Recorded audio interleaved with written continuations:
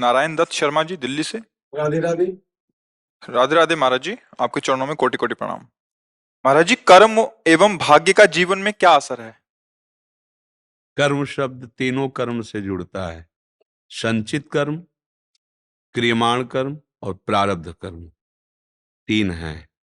कर्म के दो विभाग हैं, सत्कर्म, असत्कर्म। दोनों प्रायः प्राणियों से होते ही रहते हैं। कुछ सत्कर्म होते हैं और कुछ असत्कर्म होते हैं। वही जन्म जन्मांतरों के कर्म जो इकट्ठा होते हैं उनको संचित कर्म कहते हैं। जो हमसे नवीन कर्म होते हैं उनको क्रियमाण कहते हैं। और जिन कर्मों के हिसाब से इस शरीर की रचना हो गई है, अब शरीर को जो भोगना है, शुभ या अशुभ, सुख या दुख, सत्य या असत कर्म के परिणाम स्वरूप, उसे प्रारब्ध कर्म कहते हैं। ये कर्म का विभाग है। जो हमारा भाग्य है उसे प्रारब्ध कहते हैं। वो हमारे पूर्व कर्मों के परिणाम से लिखा गया है। ये शरीर बनने के पहले जो संचित कर्म से विभाग निकाला गया, सत और असत का, उन दोनों से इस शरीर का निर्माण हुआ है। अब हम कर रहे हैं सत्कर्म, लेकिन पीछे का असत कर्म जो हमारे भाग्य में लिख दिया गया फल, और उसका भोग भोगना पड़ेगा। अब क्या करें? ऐसे सत्कर्म को करें जिससे इसका दंड हमें प्रभावित न कर पावे। मिलेगा तो शरीर में तो दंड आएगा, पर हम भजन के द्वारा, भगवान की प्रार्थना के द्वारा ऐसा बल प्राप्त करें कि उस दुख से हम इतना ना टूट जाएं कि हमारा जीवन भार लगने लगे। हम ऐसा भजन करें कि हमारा प्रारब्ध कर्म, संचित कर्म सब नष्ट हो जाए और हम भगवान को प्राप्त हो जाए। भाग्य कोई खास बात नहीं है मनुष्य जन्म में।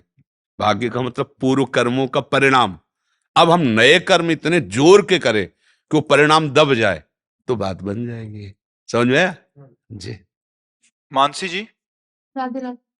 कुंज बिहारी श्री हरिदास, बाबा आपके चरणों में कोटि कोटि प्रणाम। महाराज जी, मैं बहुत ही नीच और अधम हूँ। मुझे अब पता लग गया है कि मेरा मन बहुत ही पापी है। जब मन अपने आप पाप अर्थात चाल चलता है तो मुझे बहुत ही पीड़ा होती है। ये मनुष्यों को ही क्या, भगवान को भी नहीं छोड़ता। महाराज जी, मैं क्या करूं? इनका भाव शायद ऐसा है कि उन पे भी दोष दर्शन कर लेता है, भगवान पे भी, मनुष्यों पे भी है। तो आपका प्रश्न का उद्देश्य क्या है? मतलब कि मेरे मन में बहुत पाप आते हैं। मैं सोच देखो, अगर आप साधन करना चाहते हो, परमार्थ की बात सुनना चाहते हो, तो हम आपको बतावें। और व्यवहार की बात है तो सबके मन की यही दशा है। कभी मन को थोड़े अच्छे कार्य अच्छे लगते हैं, कभी गंदे से गंदे कार्य में भी राजी हो जाता है। मन की जो तरंगे हैं ना, वो ऐसी हैं। कबहू मन रंग तुरंग चढ़े, कबहू मन सोच करे धन का, कबहू मन नारी प्यारी लगे, कबहू मन त्याग चले बन का। इसकी तो तरंगे चलती रहती हैं। और वो तरंगे कहीं और जगह से नहीं आई। हमने जो जो पकड़ाया इसे, वही वही इसमें भरा हुआ है। अब अगर हम परमार्थ में चलना चाहते हैं तो अब अगर हमारी बात समझ पाओ तो है, अगर आपको सत्संग का कुछ श्रवण से ज्ञान है, मन बुद्धि चित्त अहंकार ये करण है। अंतःकरण सुना है कभी शब्द ऐसे? कि हम बोलते चले जाएं ऊंची धरा की बात, तो आपको पकड़ में ना आवे तो फिर कैसे बात बनेगी? करण है अंतःकरण। करण माने होता है यंत्र, इनके द्वारा क्रिया की जाती है।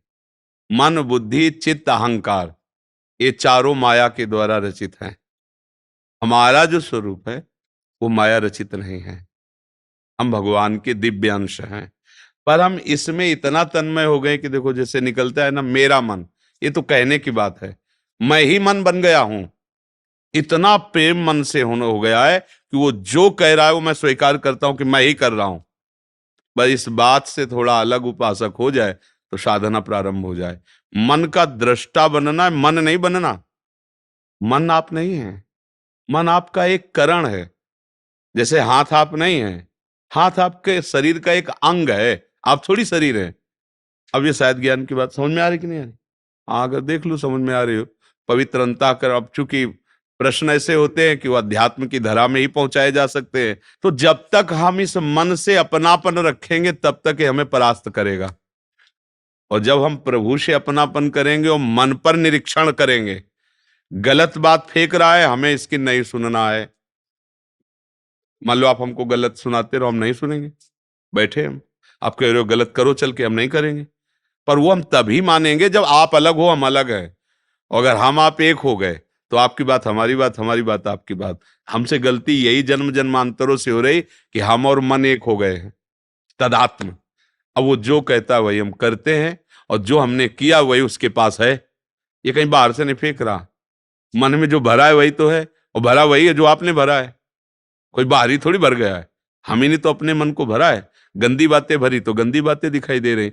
अभी अच्छी बातें भर लो तो अच्छी बातें मन फेंकने लगेगा। निराश नहीं होना, खूब नाम जप करो, सत्संग सुनो, शास्त्र स्वाध्याय करो। मन की जो गलत प्रेरणाएं हैं उसकी बात नहीं माननी है। वो इस समय नशे में है। जैसे शराबी आदमी गाली दे तो क्या कर, जो बुद्धिमान आदमी लड़ता थोड़ी, यार शराब पिए। ऐसे ही मोह मदिरा ज्ञान से युक्त मन है, आप कह रहे हैं कि वो भगवान पे भी दोष दर्शन कर लेगा, तो नशे में है। एक आदमी नशे में था, तो राजा की सवारी जा रही थी, बीच में घुस गया और कहा, "ए, हाथी बेचेगा?" राजा से। तो सब हंस दिए, बोले इसको थोड़ा पकड़ के ले जाओ, बंदी बना के रखो, इसे सुबह लाना। जब सुबह लाए, कहा, "क्यों रे, मेरा हाथी खरीदेगा?" बोले, "हाथी खरीदने वाला तो उतर गया साहब।" हाँ, तो ये ऐसे ही मन है ना, ये भगवान पे, गुरु पे, सब पर दोष दर्शन कर सकता है, क्योंकि नशे में है। इसका नशा उतारो, माया का नशा उतरेगा। राधा राधा राधा, खूब नाम, श्यामा प्यारी कुंज बिहारी, खूब रटो, अभी मन निर्मल होने लगेगा। निर्मल मन ही भगवान का स्वरूप है। जब मन निर्मल हो जाता है तो मन ही भगवान बन जाता है। इंद्रियाणाम मनश्चास्मि, भगवान कह रहे, इंद्रियों में मन मैं हूं। इसमें घबराने की जरूरत नहीं। घबरा इसलिए जाते हैं कि मन और अपने को एक मान लेते हैं। ये लगता है अब तो मन बुरा सोच रहा है, अब तो हमारी दुर्गति होगी, अब तो मैं बहुत नीच हूं। नहीं नहीं नहीं, आप बिल्कुल अलग हैं। वो एक अलग डिपार्टमेंट है, आप अलग हैं। आपका वो यंत्र है, आप उसे बहुत सावधानी पूर्वक प्रयोग कीजिए, ठीक हो जाएगा। आपने गलत प्रयोग किया, उसमें गलत भरा हुआ है, वो बार बार फेंक रहा है। मन ऐसे ही एक अव्यक्त सीसी कैमरा है, वो सब कुछ नोट करता रहता है। और जब आप भजन में बैठोगे वही आपको दिखाना शुरू कर देता है, जन्म जन्मांतरों में आपने ये किया है, देखो। बस चुप रहो, भजन चल रहा है, वो नष्ट हो जाएगा। न दुखी हो, न सुखी हो, न घबराओ, न भयभीत हो, न आसक्त हो, वो निकल रहा है, शांत हो रहा है, निकल जाएगा। शुभम शुक्ल जी, वृंदावन। राधा वल्लभ शिव। गुरुदेव, आपके चरणों में कोटि कोटि दंडवत प्रणाम। सदगुरुदेव भगवान श्री जी की कृपा से दास को श्री भागवत जी की कथा कहने के लिए कभी कभी बाहर भी जाना पड़ जाता है। कथा कहने के लिए जाने पर मन में एक डर सा बना रहता है कि धाम से बाहर जाना पड़ रहा है, इसी वजह से बाहर की कथाएं नहीं ले पा रहा हूँ। महाराज जी, नहीं, जाइए, बाहर जाइए, भगवद यश गाइए, और सावधानी से रहिए। पराई माता बहन की तरफ गंदी दृष्टि मत रखिए, और धन की प्रधानता की मांग मत रखिए। भगवद यश गाइए, देनहार कोई और है, देत रहत दिन रैन। तो वृंदावन की राधा नाम की, भगवान श्री कृष्ण की पावन लीला सुनाइए, तो गांव गली में जो लोग रहते हैं उनके कान पवित्र होंगे, उनके पाप नष्ट होंगे, भगवान की कृपा मिलेगी। बस ध्यान रखे कि पराई माता बहन की तरफ गंदी दृष्टि नहीं, और धन की मांग नहीं। देनहार को वो देगा, अपने आप मालिक है, वो भरण पोषण करेगा। अगर श्री कृष्ण पे विश्वास नहीं तो भागवत को क्या जाना। अगर श्री कृष्ण पे विश्वास है तो मांगने की क्या बात है। जो प्रभु दे देंगे, जितना भरण पोषण उनको करना है चलता रहेगा। तो ऐसे भाव से जाना भी चाहिए। हाँ, संतजन भी गए हैं वृंदावन से बाहर जा जा करके भगवत का, पर उसका उद्देश्य होता है कि सबका मंगल हो। उद्देश्य धन कमाना, उद्देश्य भोग सामग्री इकट्ठा करना नहीं, उद्देश्य सबका मंगल हो। हम तो भगवान का यश गाते हैं, जिनके कान में पड़े मंगल हो, हमारा भरण पोषण भगवान से होता है। यही भक्त का लक्षण है, भाव यही रखे ऐसा। गुरुदेव भगवान, पूर्व से चली आ रही गुरु शिष्य परंपरा के अनुसार दादाजी और पिताजी के न रहने पर लोग अब मुझसे गुरु दीक्षा के लिए कहते हैं, परंतु गुरुदेव मैं खुद को उसके योग्य नहीं समझता कि नहीं, ये तो नहीं करना चाहिए, इसके लिए तो हम निषेध करते हैं। क्योंकि जब तक हम ही ने स्वाद नहीं चखा तो दूसरे का क्या। ये परंपरा वाली चीजें थोड़ी है, स्वाद ही नहीं चखा है तो हम दूसरे को क्या कल्याण कर लेंगे। जब हमें अनुभूति नहीं हुई है भगवदानंद की, तो फिर हरे शिष्य धन शोक न हरे, सो गुरु घोर नरक मा परे, फिर तो गड़बड़ हो जाएगा। हाँ, जब भगवद आदेश हो, ऐसी अनुभूति हो, गुरु आदेश हो, फिर वो संभाल लेंगे, चलते। अभी बच्चे हो, अभी परमार्थ का पता भी नहीं है, और गुरु बन गए तो फिर मिटिया मेट हो जाएगा। क्योंकि अहंकार हो जाता है ना कि हम गुरु हो गए। गुरु प्रभु हैं, उनके सिवा कोई नहीं। वो जब हृदय में आ जाए और अपना खेल खेलने लगे तो आप जानो प्रभु, मैं गुरु नहीं हूं, मेरे में सामर्थ्य नहीं है अपने कल्याण करने की, फिर हम दूसरों का कल्याण क्या कर सकते हैं? प्रभु की सामर्थ्य है। हर हृदय उनका ऑफिस है, वो कहीं भी आकर बैठ करके अपना काम कर लेंगे। जब ऐसी स्थिति आ जाए वो बात अलग होती है। कोई ये परंपरा वाली चीजें थोड़ी है कि मतलब वो देते रहे तो फिर अब हम भी देते रहे। तो है क्या आपके पास जो दे दोगे? नहीं। क्या है आपके पास? वो अवस्था, वो स्थिति, वो भगवदानंद है भला? काम आता है वो अपना प्रभाव दिखा देता है, क्रोध आता है अपना प्रभाव, मोह आता है अपना प्रभाव। तो पहले तो हम चेला बने, चेला ही तो गुरु बनता है। पहले सच्चे चेला हम बने। जब अपने मन को चेला बना लोगे तब तुम गुरु अपने आप बन जाओगे। गुरु बनना नहीं पड़ेगा। मन को चेला बनाओ, अभी मन के चेला हो नहीं हो, मन को चेला बना लो तो तुम्हें गुरु पदवी मिल जाएगी। तब लग जोगी जगत गुरु, जब लग रहे निराश, और जब आशा मन में भई तो जग गुरु जोगी दास। विषयों का गुलाम कहीं गुरु नहीं होता, और गुरु कभी विषयों का गुलाम नहीं होता। दोनों बातों को समझना हो। गुरु भगवान है, उन्हीं में तन्मय हो गए तो फिर अब आगे जो भगवान करावे, अपनी योग्यता नहीं है ऐसा भाव सदैव रखे, आगे भगवान खुद देखेंगे जैसा ये परंपरा वाली बात नहीं है। नहीं, हाँ ये स्थिति वाली बात है जी।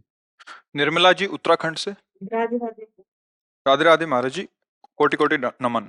गुरुदेव, मैं पिछले 12 साल से सत्संग से जुड़ी हूँ जिसमें ध्यान करवाया जाता है, और मुझे बचपन से ही वृंदावन आने और पाने को स्वप्न था।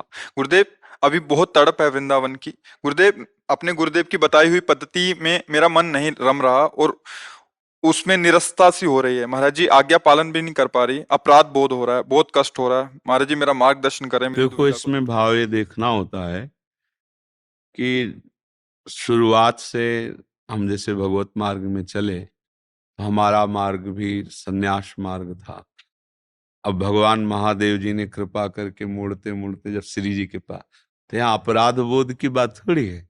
भगवान शिव ने कृपा करके सब हमको दिया है। तो हाँ, हमें ये समझना है कि हमारे गुरुदेव की कृपा मुझे वृंदावन की तरफ ले जा रही है। तो वृंदावन भी तो गुरुदेव का ही है। गुरुदेव एक है, रूप अनेक है। गुरुदेव सर्वत्र है, अखंड मंडलाकारम व्याप्त। तो अपराध वाली बात गलत मार्ग में होनी चाहिए। प्रभु के मार्ग में अपराध वाली बात तो मुझे लगती नहीं। प्रियालाल का प्रेम प्राप्त करना ही जीवन का परम लाभ है। जिसके अहोभाग्य होते हैं वही वृंदावन, वृंदावनेश्वरी इनके मार्ग में कदम रखता है। कोई अपनी इच्छा से थोड़ी आ सकता है। अगर किसी का हृदय वृंदावन के प्रति खिंच रहा है, राधा किशोरी के प्रति, उनके नाम के प्रति, तो ये महादेव की कृपा, ये गुरुदेव की कृपा, ये सब महापुरुषों की कृपा का फल है। कोई अपराध थोड़ी है। अपराध है गलत मार्ग में जाना, अपने गुरु की बात उल्लंघन करके हम व्यभिचार करें, गंदे मार्ग में चलें, तो बात है। अगर हृदय हमारा आकर्षित हो रहा है प्रिया प्रीतम में, तो गुरु कृपा अब हमको इस जगह से आगे बढ़ा रही है। क्योंकि परमार्थ उतना ही नहीं जितना हम जानते हैं, वो असीम और अनंत है। तो गुरु हमको अनंत की तरफ ले जा रहा है। तो हम ये क्यों मान रहे हैं कि हम चल रहे हैं? हमारे गुरुदेव ले जा रहे हैं हमको। जहां ले जाएंगे हम उनके साथ है, जो वो हमको बताएंगे वैसे ही हम चलेंगे। तो अगर हम भाव से चलें तो कोई परेशानी नहीं, और जब भाव नहीं करेंगे, समझेंगे नहीं, विचार नहीं करेंगे, तो फिर हम एक सीमा में बंध जाएंगे। असीम को कैसे प्राप्त कर पाएंगे? वृंदावन की तरफ आकर्षण प्रियाजू की कृपा से होता है, और प्रभु ही सबके गुरु हैं। तो ऐसा तो मुझे नहीं लगता। असत मार्ग में जाए तो फिर बात अलग है। अगर प्रियालाल के वास्तविक प्रेम का हृदय में आकर्षण है, फिर चिंता की बात नहीं है। फिर तो गुरुदेव ही कृपा करके ले चल रहे हैं। उनका विरोध कहाँ है? विरोध तो असत मार्ग में जाना हुआ, सत मार्ग में थोड़ी विरोध है।